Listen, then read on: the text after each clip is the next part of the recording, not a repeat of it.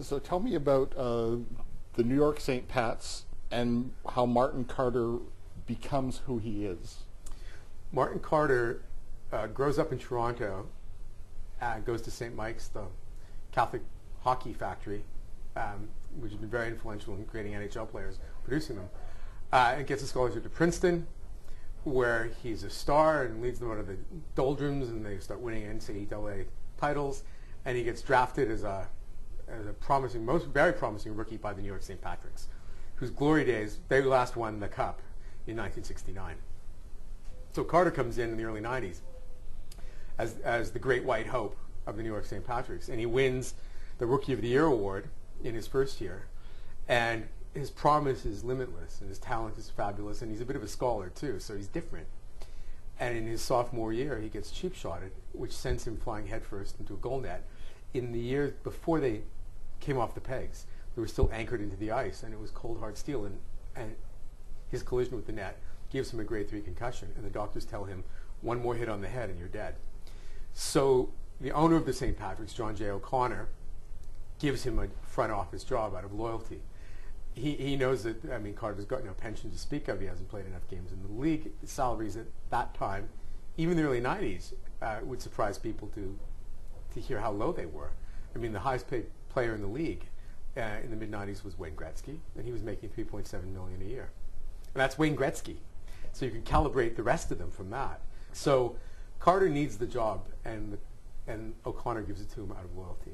And that's where we find him when the novel opens, as a guy who's director of community relations, hosting pancake breakfast for orphans and going to rinks all over the place, and a guy who's supremely talented who can't play anymore, and now he has to watch the game he was once so good at.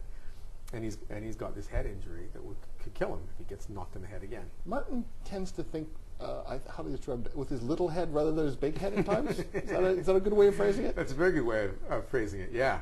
Which leads us to the woman who doesn't give too much away because she gets knocked off pretty early. She does.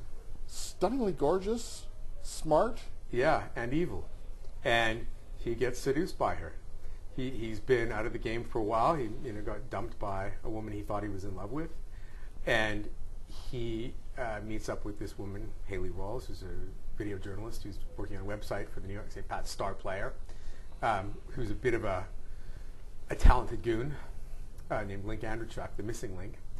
And this woman plays Martin Carter initially because he's used to her to get some footage, and then plays him again when she has something that she thinks she can sell.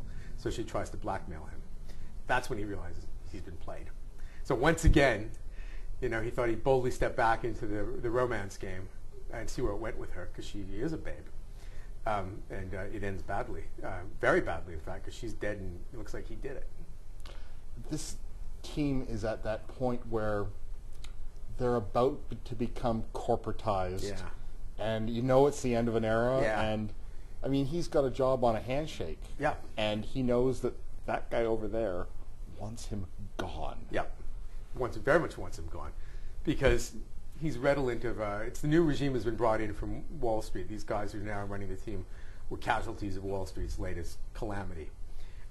So them bean counters, I think, to be disparaging. Yeah, and money guys. They're used to making stuff out of air.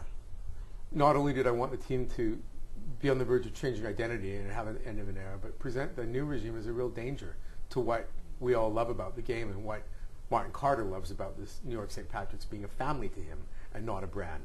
You also play with sexual politics. Do quite a bit, because hockey players have had pretty light reporting, and the things that happen aren't always pleasant, and they're not necessarily always with puck bunnies. Sometimes it's guys with each other. Yeah.